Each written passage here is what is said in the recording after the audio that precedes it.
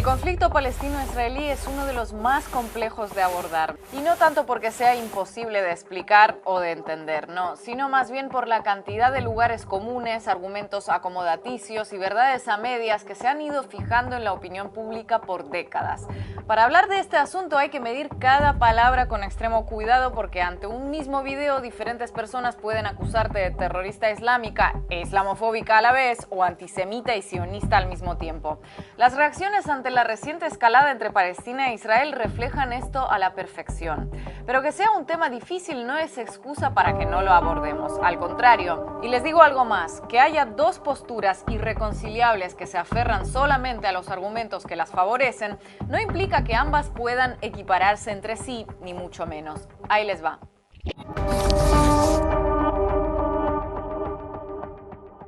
Desde hace casi 2 semanas se viene intensificando el enfrentamiento armado entre Israel y las milicias palestinas en Gaza.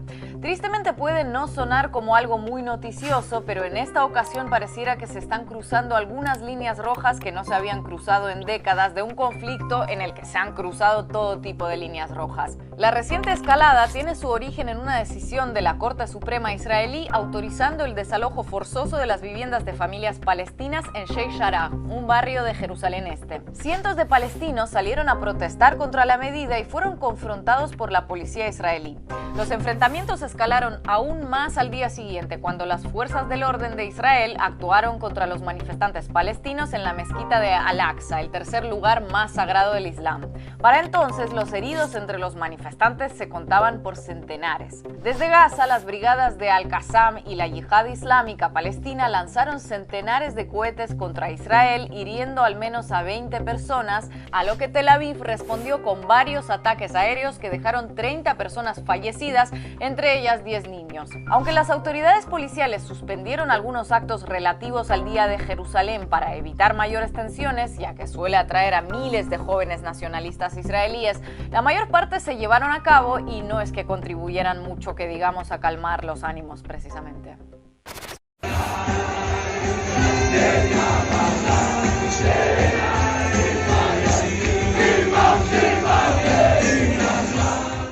El lanzamiento de cohetes desde Gaza hacia Israel y los ataques aéreos israelíes sobre Gaza se convirtieron en algo casi cotidiano.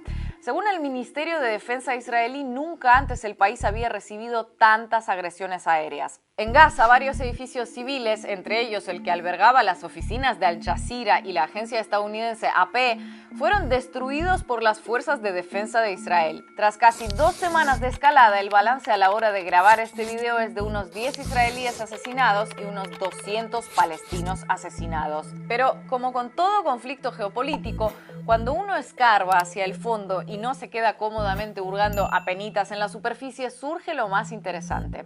Por ejemplo, que el desalojo autorizado por la justicia israelí y que fue el disparador de ese estallido se fundamenta en un par de leyes que reflejan a la perfección el conflicto desde sus inicios.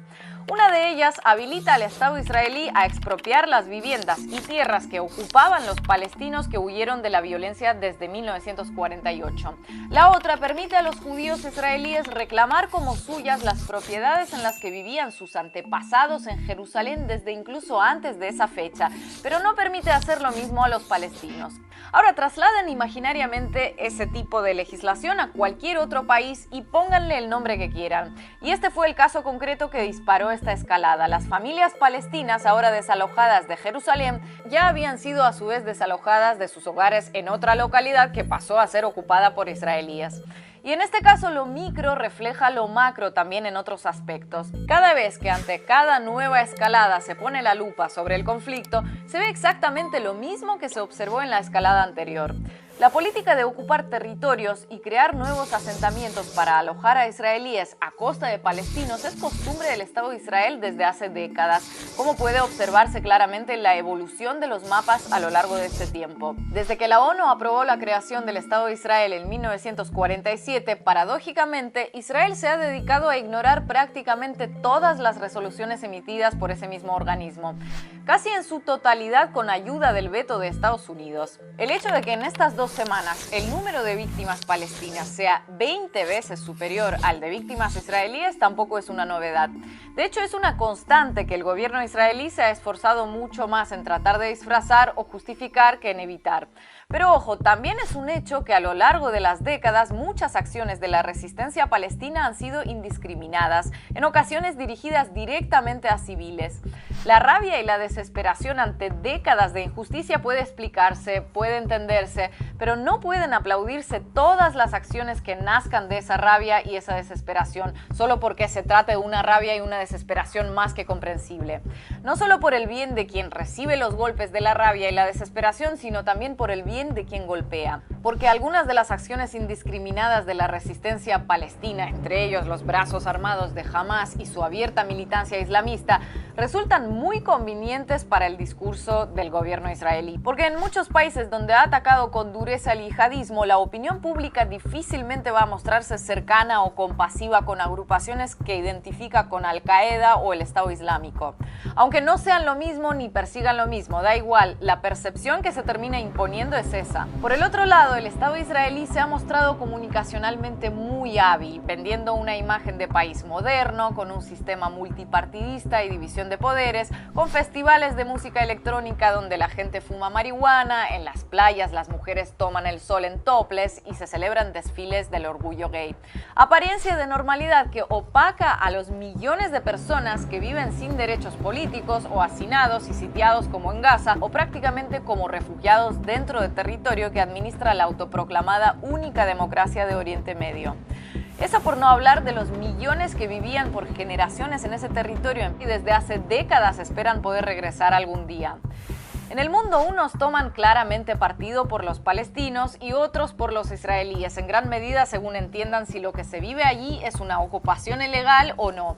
Es una realidad tosuda que ni puede ni merece la pena intentar cambiar, pero la mayor parte del peso de la opinión pública en los conflictos no lo tienen quienes se posicionan claramente, sino quienes titubean.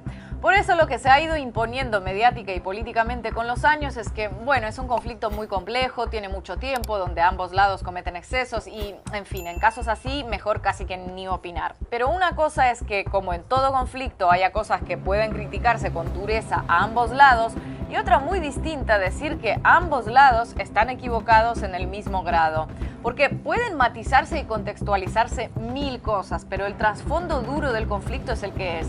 Por ejemplo, si alguien dispara aleatoriamente contra la casa de al lado y mata a uno de sus vecinos, independientemente de lo que lo haya llevado a esa decisión, eso está indudablemente mal, sin peros.